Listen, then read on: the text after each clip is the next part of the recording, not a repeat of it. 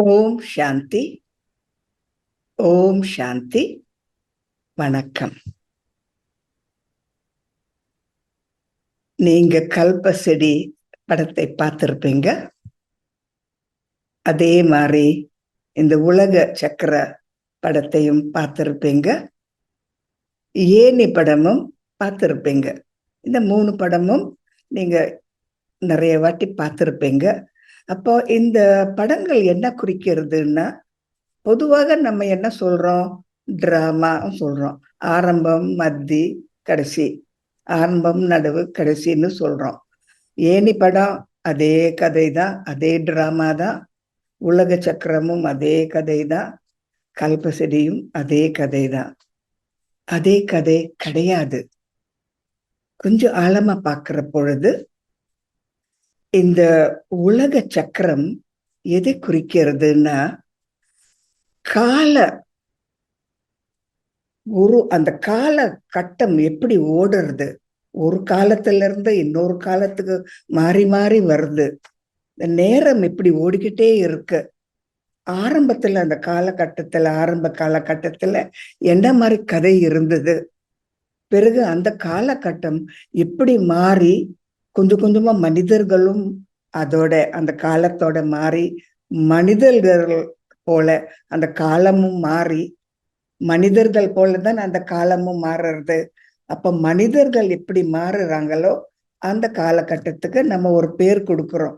சத்யுகம், திரேத யுகம். இதெல்லாம் யுகம் எல்லாம் மனிதர்களோட மனோநிலையை காட்டுறது, மனிதர்களோட அந்தஸ்தை காட்டுறது, மனிதர்கள் எப்படி கொஞ்சம் கொஞ்சமா மாறுறாங்கன்னு காட்டுறது. இது உலக சக்கர படம். பிறகு இந்த ஏணி படம் என்ன குறிக்கிறதுன்னா, ஆத்மாவோட தகுதி எப்படி ஒரு உயர்ந்த தகுதியில இருந்து பாப் சமானா இருந்தது, தேவர்களா இருந்தது. எப்படி ஆரம்பத்துல அவங்க தேவர்களா இருந்தாங்க, மனிதர்களே தேவர்களா இருந்தாங்க. பிறகு எப்படி இந்த ஏணி படத்துல படிப்படியா இறங்குனாங்க, என்ன ஆச்சு, எப்படி ஆச்சு, அதுக்கப்புறம் முடிவு என்ன, பிறகு எங்க போனாங்க, எப்படி அவங்களோட பாதையை அவங்க தெரிஞ்சு கொண்டாங்க. ஏணி படம். இந்த கல்பசெடி என்ன குறிக்கிறது? பயணிகள். நீங்க பயணம் செய்யறீங்க, நானும் பயணம் செய்யறேன். நம்ம எல்லாருமே பயணிகள். ஒரு காலகட்டத்துல ஆரம்பத்துல நம்ம வந்தோம், இன்னும் கூட பயணம் செய்துகிட்டே இருக்கோம். எவ்வளவு நாள் இந்த பயணம் செய்யறோம்? 5000 வருடம் பயணம் பயணம் பயணம் செய்துகிட்டே இருக்கோம். அப்ப இந்த பயணிகள் என்னென்னலாம் அனுபவம் செய்தாங்க, என்னென்ன அவங்க நடிச்சாங்க, ஏன் அப்படி நடிச்சாங்க, கொஞ்சம் விவரமா பார்க்கிற பொழுது இந்த கல்ப மரம் நிறைய கதைகள் நம்மளை பத்தி தான் சொல்லுறது, மற்றவங்களை பத்தி கிடையாது, நம்மளை பத்தி சொல்லுறது. கல்ப செடி, கல்ப மரம், உலக மரம். அப்போ நீங்க கேட்கலாம், ஏன் இந்த கல்ப செடி தலைகீழையா இருக்குன்னு. காரணம், அதோட விதை. யார் இந்த கல்ப செடியை நட்டுனது? பகவான். எங்க இருக்காரு? பரம்தாம்ல, பரலோகத்துல, ஆத்ம உலகத்துல இருக்காரு, அங்க இருக்காரு. நம்மளும் அங்க இருந்தோம். அந்த செடியோட தண்டு அங்கேதான், மேலதான் இருக்கு. ஆனா அந்த செடி வளர வளர அதோட கிளைகள், அதோட சின்ன சின்ன வேற கிளைகள், அதெல்லாம் குச்சி குச்சியா இந்த பூலோகத்துக்கு நம்ம பூமியில பூமி வாசிகளை ஆய்விட்டோம். தேவர்கள், கடவுள் போல இருக்கிறவங்க பூமி வாசிகளா மாறிவிட்டோம். பயணிகள். நல்ல பயணம். காரணம், இந்த பயணம் மூலமா நம்ம எவ்வளவோ படிக்கிறோம். ஒன்றும் தெரியாம, கபடம் இல்லாம தேவர்கள் இருந்தாங்க. ஆரம்ப காலகட்டத்துல என்ன பார்த்தோம்? தேவர்கள். அவங்களுக்கு கோபம் என்னன்னு தெரியுமா? பொறாமை என்ன தெரியுமா? தெரியவே தெரியாது. ஒண்ணுமே தெரியாத, கபடம் இல்லாத அழகான உண்மையான தேவர்கள் இருந்தாங்க. ஆனால் அவங்க நிறைய ஜென்மங்கள் எடுக்க எடுக்க சண்டை, சச்சரவு, பொறாமை, போட்டி இதெல்லாம் கொஞ்சம் கொஞ்சமா பெருகிற பொழுது நிறைய ஒரு வேற வேற விஷயங்கள் எல்லாம் படிக்க தொடங்கிட்டாங்க. அதுல இருந்து அவங்களோட கபடம் இல்லாத மனம் வந்து இப்ப நிறைய ஒரு அசுத்தம் கலந்திருக்கு. அப்ப வந்து ரொம்ப சோகத்துல வந்த உடனே அவங்களுக்கே தெரியாது என்ன செய்யணும், எப்படி செய்யணும், ஏன் அவங்களுக்கு சோகம் வருது, நான் ஒண்ணுமே பாவம் செய்யல, ஏன் எனக்கு இந்த துன்பம்னு சொல்றாங்க. அப்ப பாபா வந்து இந்த மதங்கள், இந்த துவாபர யுகத்துல மதங்கள் வந்து ஒன்னொன்னா அந்த மதங்களை ஸ்தாபிக்கிற தந்தைகள் வந்தாங்க, ஒருத்தர் ஒருத்தரா வந்தாங்க. இப்ராஹிம் வந்த உடனே அவர் எதை காட்டினாரு? ஒரு தந்தை, நம்ம எல்லாரும் அவரோட படைப்பு சொன்னாரு. ஃபாதர்ஹுட், அவர் எதை ஸ்தாபிச்சாரு? Fatherhood, remember the father.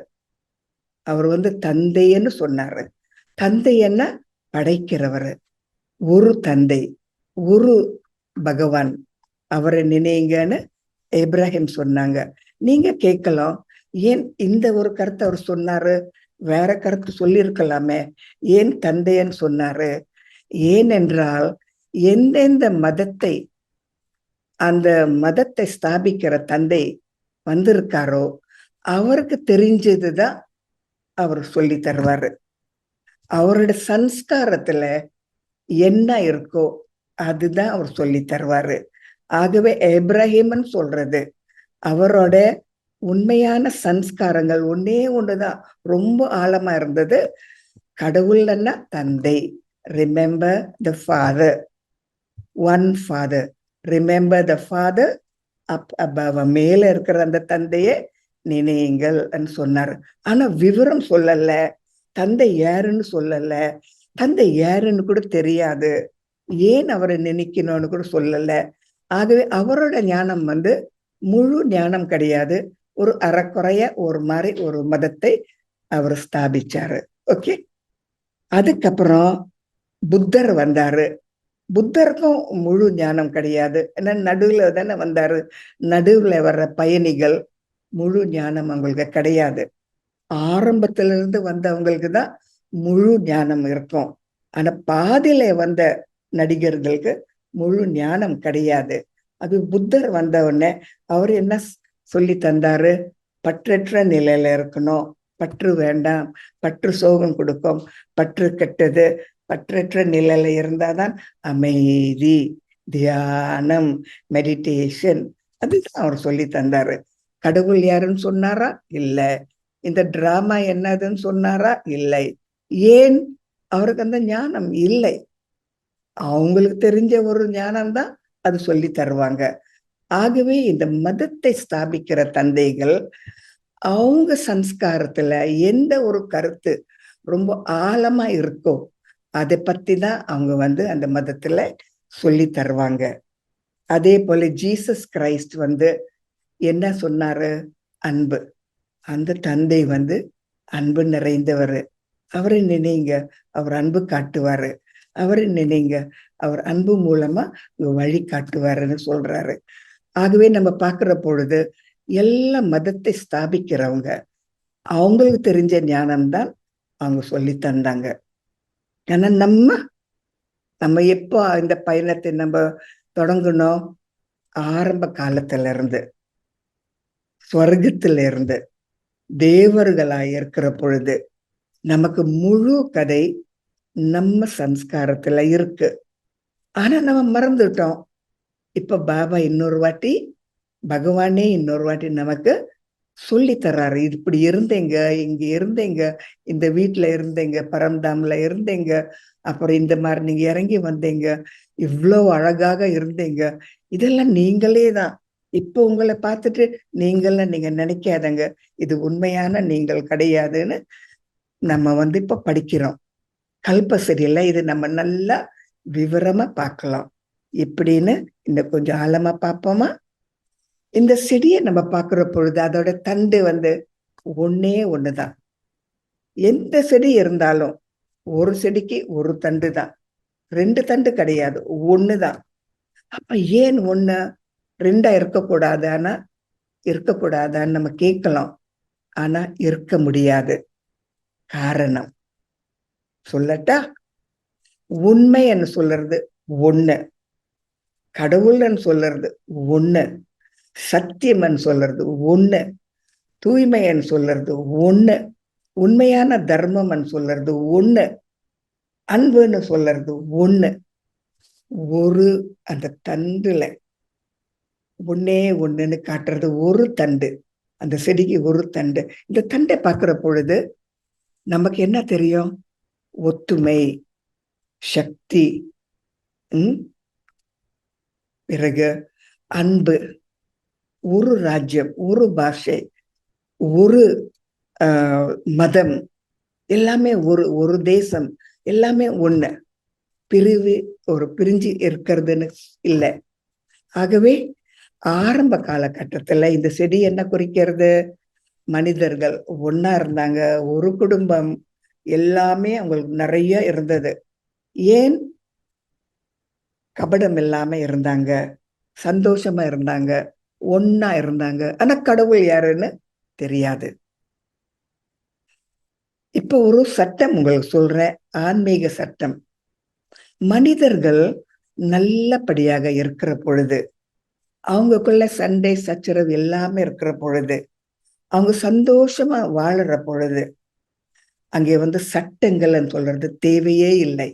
போலீஸ்காரங்க தேவையே இல்லை, ஜெயில் வேணும்னு தேவையே இல்லை, டாக்டரும் வேணும்னு தேவையில்லை. காரணம், நல்லபடியாக இருக்கிறவங்களுக்கு எந்த மாதிரி ஒரு தண்டனையோ ஒரு சட்டமோ தேவையில்லை.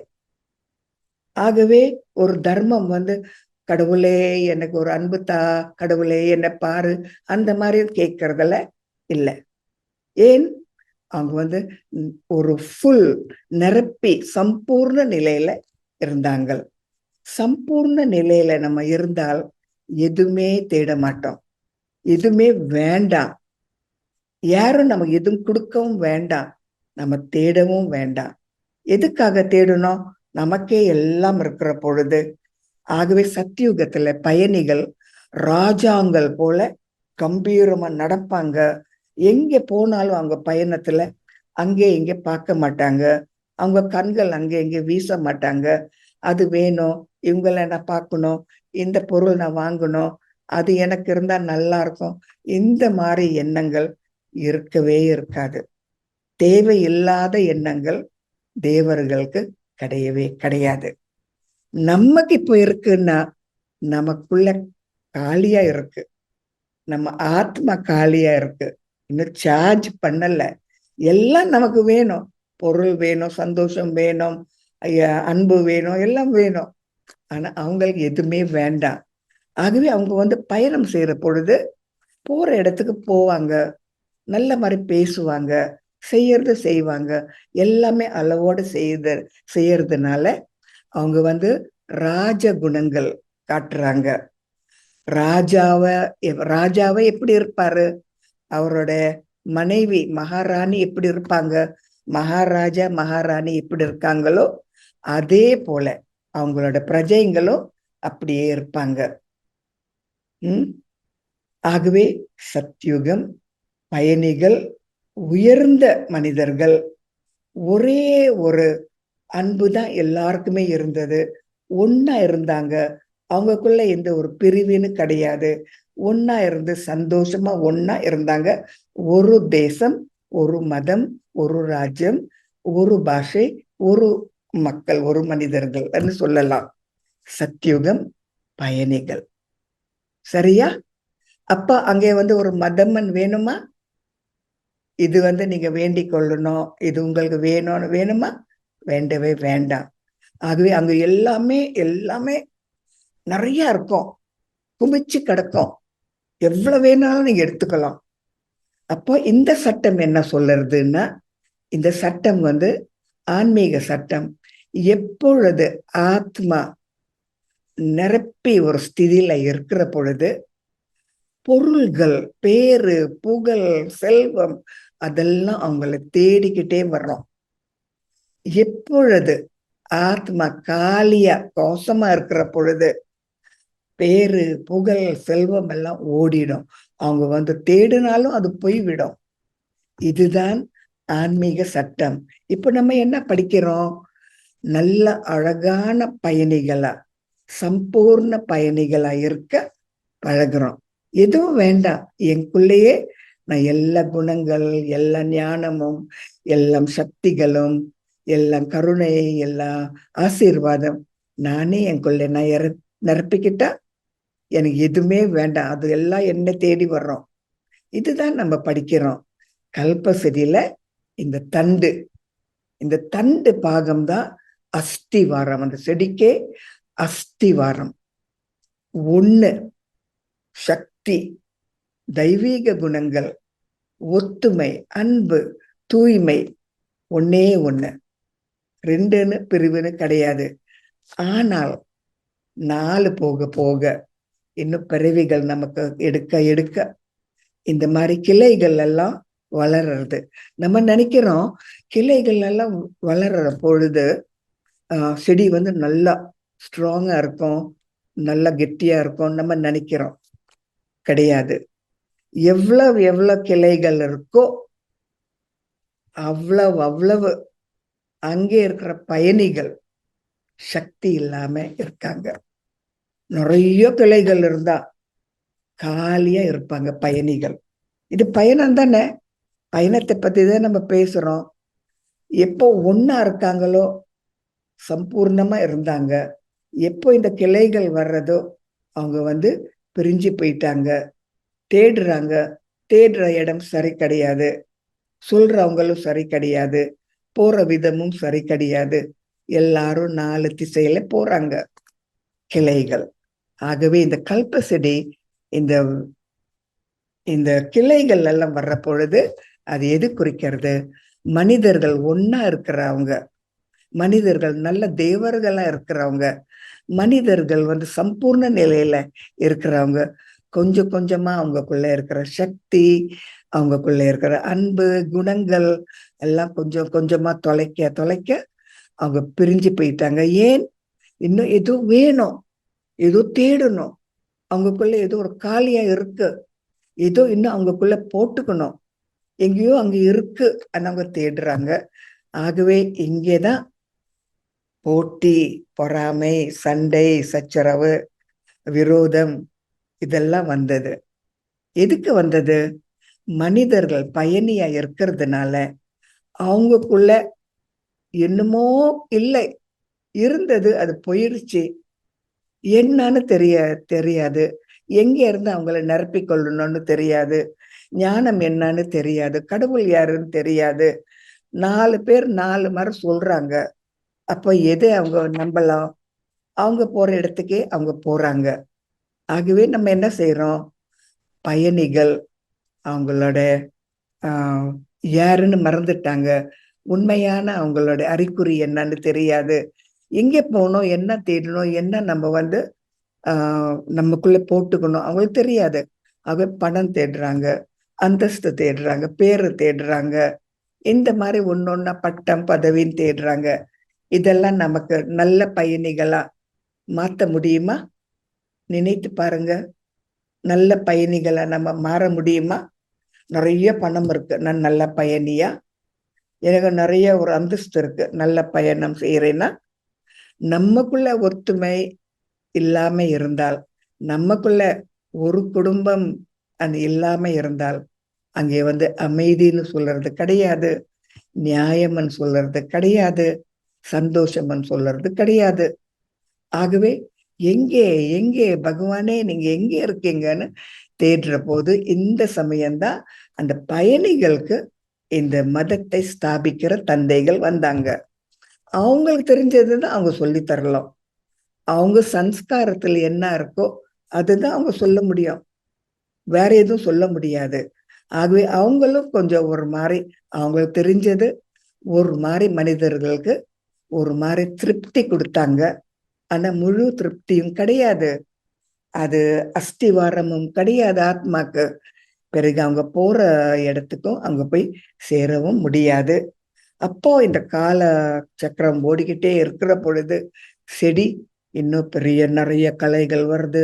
ஒரு கலை 2ஆ பிரியறது, 2ஆ 4ஆ பிரியறது. இந்த மாதிரி கடைசியில இந்த செடியில சின்ன சின்ன கலைகள், சின்ன சின்ன குச்சிங்கள் இருக்கு. எல்லாரும் ஒருத்தரோட ஒருத்தர் சண்டை போடுறாங்க. கொஞ்சம் ஒரு ஏதாவது மழை பெய்ஞ்சாலோ ஒரு ஏதாவது கொஞ்சம் ஒரு கஷ்டம் இருந்தா பயந்துக்கிறாங்க. இது என்ன, இது எப்படி பயந்துக்கிறாங்க. கொஞ்சம் ஏதாவது வித்தியாசமா இருந்தா ரொம்ப பயந்துக்கிறாங்க. என்னன்னு தெரியாது. கடவுள் இருக்காரான்னு சில பேர் சொல்றாங்க, சில பேர் சொல்றாங்க இல்லைன்னு சொல்றாங்க, சில பேர் சொல்றாங்க எங்கேயும் இருக்காருன்னு சொல்றாங்க. அவங்களுக்கு தெரிஞ்சது தானே அவங்க சொல்லுவாங்க. அவங்கள நம்ம குற்றம் சொல்லி என்ன செய்யறது? அவங்க சம்ஸ்காரத்துல அந்த மாதிரிதான் எழுதப்பட்டிருக்கு பாருங்க. ஆகவே அவங்கள நம்ம சொல்லி ஒண்ணுமே நம்ம செய்ய முடியாது. ஆகவே அவங்க என்னென்ன சொல்லணுமோ அதை அவங்க சொல்லிட்டாங்க. நம்மளும் கொஞ்சம் கொஞ்சமா மாறிட்டோம். நம்ம எதை பத்தி பேசிக்கிட்டே இருக்கோம்? கல்ப செடி, கல்ப மரம். கல்ப மரத்துல நீங்க இப்ப எங்க இருக்கீங்க? இப்ப கலியுகம்னு சொல்றோம், சங்கம் யுகம்னு சொல்றோம். அந்த கல்ப செடியில உங்க இடம் எங்க உங்களுக்கு தெரியுமா? எந்த பக்கம் நீங்க இருக்கீங்க? எந்த கிளையில நீங்க மாட்டிக்கிட்டு இருக்கீங்க? எந்த கிளையில நீங்க இருக்கீங்க பாருங்க. ஒரு கேள்வி. பிரம்மகுமாரிய வந்த உடனே நம்ம கிளைகள்ல இருக்கலாமா? நம்ம ஆன்மீக பாடம் படிக்கிறோம். நம்ம ஆன்மீக பாடம் படிக்கிறதுனால நம்ம கிளைகளை விட்டுட்டு கொஞ்சம் கொஞ்சமா சொந்தமா அந்த சூரிய பகவானை நம்ம நினைக்கிற பொழுது நம்ம கிளைகள்ல இருந்து வெறும் இந்த இலைகளை நம்ம மாறுறோம். பிரம்மகுமாரி எல்லாருமே இலைகள். ஏன் இலைகள் பார்க்கலாமா? எதுக்காக நம்ம இலைகள்? இந்த அந்த ஒரு கிளையில நம்ம கிடையாது, நம்ம இலைகள். இலைகள் என்ன செய்யும்? சூரியன் கிட்ட இருந்து அந்த சக்தி எடுத்து, பிறகு பூமியில இருந்து அதோட சத்து இழுத்து, அதுக்கு சாப்பாடு, செடிக்கு சாப்பாடு உண்டாக்கி, அந்த ஒரு சாப்பாடு அது சாப்பிடாது, அந்த புது செடிக்கு அனுப்புறது. சேவா, ஆன்மீக சேவா. புது செடி பாபா நடுறார் தானே. இந்த செடி ரொம்ப வயசாச்சு இல்லையா? 5000 வருடம் ஆக போறது இல்லையா? இந்த செடிக்கு இன்னும் என்ன ஊட்டணும்? அது கொஞ்சம் கொஞ்சமா வாடி வதங்கிறத, அதுக்கு இன்னும் சாப்பாடு ஊட்டணுமா? இல்லாட்டி அந்த புது செடிக்கு நம்ம சாப்பாடு அனுப்பணுமா? நினைச்சு பாருங்க. ஆகவே நம்ம என்ன செய்யறோம்? நேர்முகமாக கடவுள்கிட்ட இருந்து அந்த சக்தி நம்ம எடுத்துக்கிட்டு, நம்ம கிட்ட இருக்கிற என்ன மாதிரி ஒரு அன்பு, ஒரு அமைதி, ஒரு ஞானம், ஒரு குணம் புது செடிக்கு அனுப்புறோம். புது செடி. பழைய செடி தன்னாகவே வயசாயிட்டு தன்னாகவே கீழே விழுந்துடும். நம்ம ஒண்ணும் செய்ய வேண்டாம். அதை நம்ம தள்ளவும் இல்லை. அது தன்னாகவே அது வயசாயிட்டா அது கீழே விழுந்துடும். 5000 வருடம் ஆயிட்டா அது க்ளோஸ். அந்த கதை முடிஞ்சது. ஆனா இப்ப புது கதை பாபா தொடக்கிறாரு. அதுல எனக்கு பாகம் வேண்டாமா? அதுல நான் அதுக்கு கொஞ்சம் சக்தி கொடுக்க வேண்டாமா? அதுக்கு நான் கொஞ்சம் ஒரு அஸ்தி வாரத்துக்கு நான் கொஞ்சம் உதவி செய்ய வேண்டாமா? அந்த ஒரு புது செடியில யார் யாரெல்லாம் பயணிகள் இருக்காங்க அவங்களுக்கு நான் வழி காட்ட வேண்டாமா? இதுதான் இலைகள் சேவை செய்யறது. ஒண்ணு, அந்த ஒரு புது செடிக்கு அந்த அஸ்தி வர அந்த வேறு பகுதியில நிறைய அன்பு கொடுக்கறது, நிறைய ஒத்துமை கொடுக்கறது, நிறைய யோகம் செய்யறது, நிறைய ஒரு சேவை செய்யறது. அதே போல மற்றவங்களோட கலந்து மற்றவங்களோட இருக்கிற பொழுது அவங்களுக்கும் நீங்களும் பயணிகள், இந்த பயணம் போதும், இது வரைக்கும் செய்தது போதும், கஷ்டப்பட்டது போதும், தெரிஞ்சது போதும், இனிமே புது ஞானம், புது வாழ்க்கை, புது பயணம் தொடங்க போறது, வாங்க போலாம். ஆனா இந்த மாதிரி சேவையும் நம்ம செய்யறோம். ஆக பழைய செடியில இருக்கிற பொழுதே அந்த புது செடியை கொஞ்சம் கொஞ்சமா நம்ம தயார் பண்ற பொழுது, அப்போ வீட்டுக்கு நம்ம திரும்ப செல்ற பொழுது கொஞ்ச நேரம் இருந்துட்டு உடனே அந்த செடியில நம்ம பயணம் செய்யலாம். ரொம்ப அழகான கதை. நமக்கு கிடைச்சிருக்கு. ஒரு செடி இருக்கிற பொழுதே அந்த விதை பகவான் வந்து அந்த புது செடிக்கு அவர் அந்த ஒரு ஆர்வம் நமக்கு ஊற்றுற பொழுது அவர் வந்து செடியை வளர மாட்டாரு. அந்த விதைக்கும் செடிக்கும் சம்பந்தம் கிடையாது. அந்த விதை வந்து அந்த செடியை நடுறது. அதுக்கப்புறம் அந்த விதை மாயமா போயிடுறது. விதை பகவான், அந்த கல்ப செடி நம்ம வரலாறு, நம்ம கதை. ஆகவே பாபா அந்த விதையை நட்டுட்டு போயிடுறாரு. நம்ம தான் அதுக்கு உயிர் கொடுக்கணும், சக்தி கொடுக்கணும், குணங்கள் கொடுக்கணும். நல்ல மாதிரி இன்னொரு வாட்டி அந்த அஸ்திவாரத்தை நம்ம உண்டாக்கணும். இங்க நம்ம உண்டாக்கணும்னு அங்கே போய் நம்ம நடிக்கிற பொழுது பிரச்சனையே இல்லை. தயாராக்கியாச்சே, எல்லாம் தெரியுமே, இன்னும் என்ன படிக்கணும் இல்லையா? ஆகவே நான் இந்த பழைய செடியில நான் ஒரு இலை. எப்போ இந்த செடி வந்து கீழே விழ போறதோ அந்த சமயம் நான் அந்த ஒரு இலை இந்த செடியை விட்டுட்டு வீட்டுக்கு பறந்து போயிடுவேன். அது வரைக்கும், முடியிற வரைக்கும் எவ்வளவு சத்து, எவ்வளவு உணவு புது செடிக்கு நான் கொடுக்க முடியுமோ, எவ்வளவு சேவை நான் செய்ய முடியுமோ, இந்த கடைசி காலகட்டம் வரைக்கும் நான் வந்து பாபாக்கு உதவி செய்வேன். பயணி நல்ல பயணம் செய்தாங்க, தவறா செய்தாங்க, தத்தளிச்சாங்க, விழுந்தாங்க, அழுதாங்க, கஷ்டப்பட்டாங்க, உணர்றாங்க, படிக்கிறாங்க. இப்போ படிச்ச உடனே மற்றவங்களுக்கும் அந்த வழி காட்டுறாங்க. பாருங்க, ஒரு செடியில எத்தனை கதைகள், ஒரு கிளையிலேயே எத்தனை கதைகள். ஒரு செடியில இருந்து நம்ம எவ்வளோ படிக்கலாம். பாபா சொல்றாரு, இந்த கல்ப செடி கிட்ட இருந்து உட்கார்ந்து 1 மணி நேரம் தியானம் செய்யுங்க. நம்ம நினைக்கிறோம் இந்த செடியில் என்ன இருக்கு தியானம் செய்ய, என்ன இருக்கு? ஆனா உண்மையா நம்ம ஆழமா பாக்குற பொழுது எவ்வளவோ கதைகள் இருக்கு. இப்போ இன்னும் கொஞ்சம் நம்ம ஆழமா போகணும்னா, இப்போ இந்த ஞானம் படிக்கிறாங்க ஒரு சில பேரு. 1 வருஷம் படிக்கிறாங்க, 2 வருஷம் படிக்கிறாங்க, 5 வருஷம் படிக்கிறாங்க. அதுக்கப்புறம் மறுபடியும் அவங்க மதத்துக்கு போயிடுறாங்க. எதுக்காக? ஞானம் கிடைச்சிருது, என்னன்னு தெரியும், இந்த கல்ப கதையும் நல்லா தெரியும். இந்த மாதிரி தெரிஞ்சு அந்த பக்கம் போறாங்க. காரணம் என்னன்னா, அவங்களுக்குள்ள இருக்கிற சன்ஸ்காரங்கள் இந்த மதம் பக்கம்தான் இழுக்கிறது. நமக்குள்ள இருக்கிற சன்ஸ்காரங்கள் எது வந்து காந்தம் போல இழுக்கிறது, அந்த பக்கம்தான் நம்ம போவோம். இப்போ நமக்கு ஒரு சில பேருக்கு பாபாவே நம்மளை இழுக்கிறாரு, எந்த பக்கம் நம்ம போக மாட்டோம். ஆனா சில பேருக்கு வந்து அந்த மதம் வந்து ரொம்ப எனக்கு குஷி கொடுக்கறது, எனக்கு ஒரு திருப்தி கொடுக்கறது. அந்த பூஜை செய்த எனக்கு ஒரு ஆசையா சந்தோஷமா இருக்கு, ஏதோ ஒண்ணு செய்தேன்னு எனக்கு உணர்றது. இங்க சும்மா உட்கார்ந்து நீ என்னதான் செய்வேன்? சில பேர் சொல்றாங்க அப்படி, என்ன சும்மா உட்கார சொல்றீங்க, நான் என்ன செய்வேன், அங்கே போறதே எனக்கு நல்லதுன்னு. ஏன் அப்படி சொல்றாங்க? அவங்களோட சம்ஸ்காரம் அந்த மதத்துலதான் நல்ல ஆழமா எழுதப்பட்டிருக்கு. அவங்க தக்டீர், அவங்களோட எதிர்காலம் அங்கேதான் இருக்கு, இங்க இல்லை.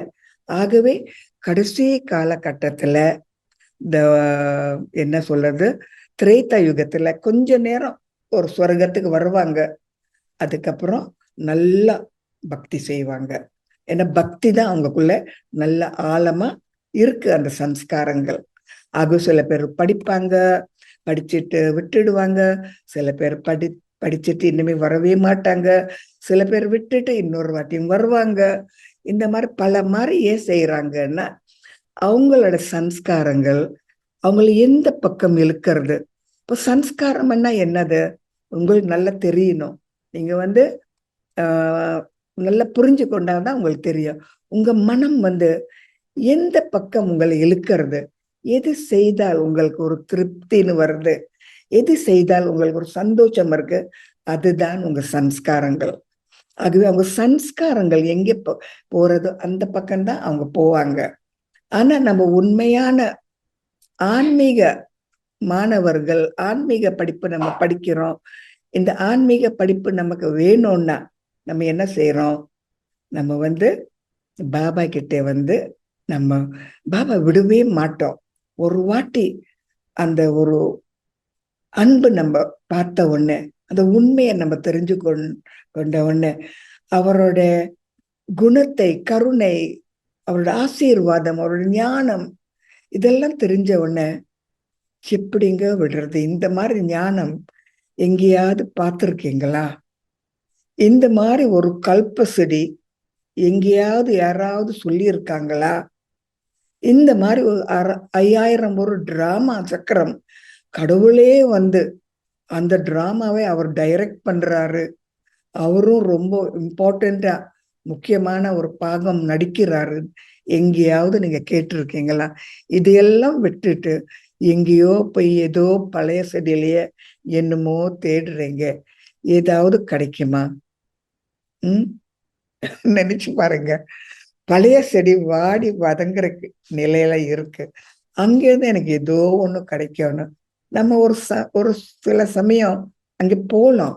ஆனா உண்மையா பார்க்க போனால் புது செடியில சத்து இருக்கு, அந்த ஒரு பலம் இருக்கு, அந்த ஒரு திருப்தி இருக்கு, அந்த ஒரு என்ன சொல்றது, யக்கீனன், அந்த ஒரு நம்பிக்கை இருக்கு. என்னால முடியும், நான் எனக்கு வயசு இருக்கு, நேரம் இருக்கு, என்னால முடியும், நான் ரொம்ப பலசாலி. வயசான ஒரு செடியில, ரொம்ப பழசான செடியில என்ன கிடைக்கும்? பழங்கள் கிடைக்குமா? இல்ல. நல்ல புது புது செடி என்ன இலைகள் வர்றமா? வராது. மலர்கள் இருக்குமா? இருக்காது. என்ன இருக்கும்? அப்போ நம்ம ஒன்னை விட்டுட்டு இன்னொரு பக்கம் போகணும். இந்த மாதிரி விடதான் பாபா சொல்றாரு, பற்றற்ற நிலையில இருங்க. உங்க கதை பயணம், உங்க பயணம் கதை இப்ப முடிய போறது இந்த செடியில. புது செடி இப்ப வரப்போறது. அங்கே நீங்க பயணம் செய்ய தயாரா இருங்கள் அப்படின்னு சொல்றாரு. அழகான கதை, நல்ல கதை இந்த கல்ப செடி கதை. அப்ப நான் இந்த செடியை பார்க்கிற பொழுது எனக்கு ரொம்ப சந்தோஷம். இப்போ வந்து நம்ம வந்து அஸ்திவாரம் நம்ம பாபாக்கு உதவி செய்யறோம். அஸ்திவாரம் அந்த வேறு பக்கம் வெளிப்புறத்துல காட்டுறதில்ல, மௌனத்திலேயே இருந்து யாருக்கும் காட்டாம அந்த அஸ்திவாரத்தை நம்ம உண்டாக்குறோம். அதுக்கப்புறம் நேரம் அந்த தண்டுல போய் ஜாமன் நம்ம வந்து ஆட்சி செய்வோம். ஜாமன் ராஜாங்கள் போல இருப்போம். எந்த ஒரு கவலையும் இல்லாம சந்தோஷமா இருப்போம். இது எவ்வளவு நல்ல கதை. யாராவது நமக்கு இவ்வளவு ஒரு பொக்கிஷம் கொடுப்பாங்களா? இந்த மாதிரி லாட்ரி யாராவது கொடுப்பாங்களா? அதே போல நம்ம இன்னும் பாக்குற பொழுது நம்ம வந்து இந்த கிளையில மாட்டிக்கிட்டா கிளையில என்ன சக்தி இருக்கு நீங்க பாருங்க. இந்த கிளை எங்க இருந்து வருது? வேர்ல இருந்து வர்றது கிடையாது, தண்டுல இருந்து வருது. தண்டு எங்க இருந்து அதுக்கு அந்த சக்தி கிடைக்கிறது? வேர்ல இருந்து. வேர்ல இருந்து தண்டு வர்ற பொழுது நிறைய சக்தி அதுக்கு இருக்கும். அப்புறம் தண்டுல இருந்து ஒரு கிளை வரணும்னா அதுல எவ்வளவு சக்தி இருக்கும் நீங்க பாருங்க, யோசிச்சு பாருங்க. எங்க இருந்து அந்த சக்தி எடுக்கிறது? கொஞ்சம் அரைக்குறை, ஃபுல்லா கிடைக்காது. இதுக்குதான் பாபா சொல்றாரு, உலகத்துல இருக்கிற எல்லா மதத்துக்கும், உலகத்துல எல்லா மனிதர்களுக்கும் கருணை காட்டுங்க. உங்களுக்கு அஸ்திவாரம் இருக்கு, உங்களுக்கு சக்தி இருக்கு, நேர்முகமாக பகவானே நீங்க பார்த்தாச்சு, நீங்க அனுபவம் செய்தாச்சு, உங்களுக்கு கிடைச்சாச்சு. அவங்களுக்கு நீங்க கருணை காட்ட மாட்டீங்களா? அவங்க எங்க தத்தளிக்கிறாங்க? அந்த வேரில் அந்த ஒரு கிளையில இருந்து தத்தளிக்கிறாங்க. எங்க போலாம்? வேருக்கு வர முடியுமா? முடியாது. தண்டு பக்கம் வர முடியுமா? முடியாது. அந்த கிளையிலே மாட்டிக்கிட்டு இருக்காங்க. அப்ப அவங்கள நீங்க தண்டனை கொடுப்பீங்களா? அவங்களுக்கு கருணை காட்டுவீங்களா? கருணை கடல், கருணை கடல்னு பகவான சொல்றோம். நம்ம கூட அந்த கருணை கடலா மாறணும். ஏனென்றால் அவங்களுக்கு அஸ்திவாரமும் கிடையாது, ஆரம்ப காலகட்டமும் கிடையாது. அவங்க நடுவுல இருந்து வந்தவங்க, உண்மையான நேர்முகமாக தெரியாது. ஒரு மாதிரி அறக்குறைய தந்தைன்னு சொல்றாங்க. பற்றற்ற நிலையில இருந்தா தியானம் செய்யலாம்னு சொல்றாங்க, புத்தர் போல. இல்லாட்டி அவர் அன்பு கடல்னு சொல்றாங்க. ஆனால் சொல்றாங்க, அனுபவம் கிடையாது. அது அவங்க கருணை காட்டுறவங்க யாரு? அனுபவம் செய்தவங்க. நீங்கள், நானு, நம்ம பிரம்மகுமாரி நேர்முகமாக அந்த பகவானோட ஒரு அன்பு, அந்த சகவாசம், அந்த சக்தி, அந்த கருணை, அந்த ஆசீர்வாதம் நம்ம கிட்ட இருக்கிற பொழுது நீங்களே வச்சிருக்க போறீங்களா? பரமாற போறீங்களா? அப்ப பாபா சொல்றாரு, நீங்க உண்மையாகவே எல்லாருக்கும் கருணை காட்டுங்க, வழி காட்டுங்க, முக்தி கொடுத்துடுங்க. அவங்க வீட்டுக்கு போகட்டும். தத்தளிக்கிறாங்க தானே. வேர்ல வேர்லயாவது சக்தி இருக்கு. ஆனா அந்த கிளையில இப்போ அந்த அந்த ஆரம்ப கிளை நல்லா ஸ்ட்ராங்கா இருந்தது. ஆனா நாலு போக போக ஒரு கிளை 2 மாறி, 2 4 மாறி, 4 8 மாறி, 16 மாறி சக்தி இல்லாம ஆடிக்கிட்டே இருக்கு. பயத்துல இருக்கு, சக்தி இல்லாம இருக்கு, எங்கே போகணும்னு கூட தெரியாது. மறுபடியும் இந்த ஆரம்ப காலகட்டத்துல வரணும்னா கூட அந்த வழி தெரியாது. பயணிகள் தத்தளிக்கிறாங்க. இப்ப நீங்க நல்ல பயணியா இருந்தா, நல்ல ஒரு பயணம் நீங்க செய்தால் நீங்க என்ன செய்வீங்க? வழி காட்டுவீங்களா? கருணை காட்டுவீங்களா? முக்தினா என்னன்னு சொல்லுவீங்களா? வீடுன்னா என்னன்னு சொல்லுவீங்களா? இதுதாங்க சேவை. நம்ம நினைக்கிறோம் 7 நாள் படம் கொடுக்கணும், இது சக்கரம், இது அதெல்லாம் வேண்டாம். அவங்களுக்கே தெரியாது எங்கே போகணும், என்ன செய்யணும்னு. கொஞ்சம் பகவானை நினைங்க. நம்ம உண்மையாகவே உயர்ந்த மனிதர்கள். பகவானே நமக்கு ஞானம் கொடுக்கறாரு. கொஞ்சம் நம்ம எடுத்துக்கிட்டா நம்ம நல்ல மாதிரி இருக்கலாம். இது கஷ்டமே இல்லை. மதத்துல இருந்து நம்ம மாற வேண்டாம், நம்ம கலாச்சாரத்துல இருந்து மாற வேண்டாம். இருக்கிற மாதிரியே வெளிப்புறத்துல இருந்துடுறோம். ஆனா உள் பக்கம் அகநோக்கத்துல கொஞ்சம் மாறலாம். நமக்கு தான், வேற யாருக்கும் இல்லை. அது கொஞ்சம் கொஞ்சமா அவங்களுக்கு அன்பா நம்ம பக்கம் இழுத்து இந்த ஞானம் கொடுத்தால் எப்பேற்பட்ட சேவை நம்ம செய்வோம் இல்லையா? ஆகவே நீங்களே அனுபவம் செய்யணும். நீங்களே அந்த ஒரு உணர்ச்சி, வெளிப்புணர்ச்சி உங்களுக்கு வேணும். அது இல்லாம நீங்க சொன்னா அதுல பிரயோசனம் கிடையாது.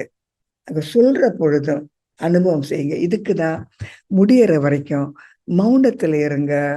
நிறைய பேசாதீங்க, நிறைய காட்டிக்காதீங்க, ஒளிஞ்சு ஒளிஞ்சு இருங்க. ரொம்ப எங்கேயும் போகாதீங்க.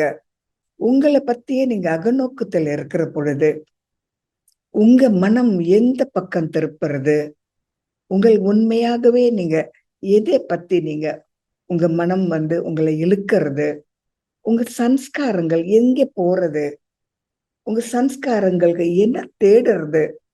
ஆகவே மறுபடியும் நீங்க ஆரம்ப காலகட்டத்துல நடிச்சீங்களே அந்த மாதிரி மாற உங்க சன்ஸ்காரங்கள் எங்கே போறது, இதெல்லாம் நீங்க பாக்குற பொழுது உங்களை பத்தியே நீங்க உணர்ந்து செல்ஃப் ரியலைசேஷன், சுய உணர்வு, சுய மரியாதை, ஆரம்ப காலத்தின் சுய நான், சுய ஆத்மா, இப்படி இருந்தேன், என்ன செய்தேன், இதெல்லாம் நம்ம தெரிஞ்சு கொள்ற பொழுது மற்றவங்களுக்கு நம்ம காட்டலாம்.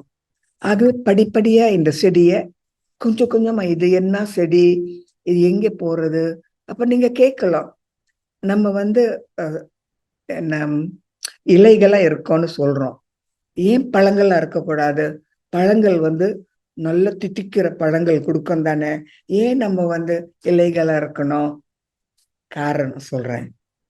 இங்கே நம்ம புது செடிக்கு நம்ம உணவை ஊட்டணும். பழங்கள் அங்கே புது செடியில நல்ல நல்ல பழங்கள், நல்ல நல்ல ஜூஸ் நம்ம குடிப்போம். அங்கே இங்க வேண்டாம்.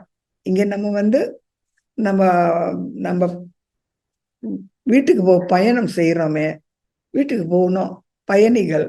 இன்னும் இங்க என்ன நம்ம குடிச்சு நிறைய ஜூஸ் எல்லாம் குடிச்சு எங்கே போறோம் இல்லையா?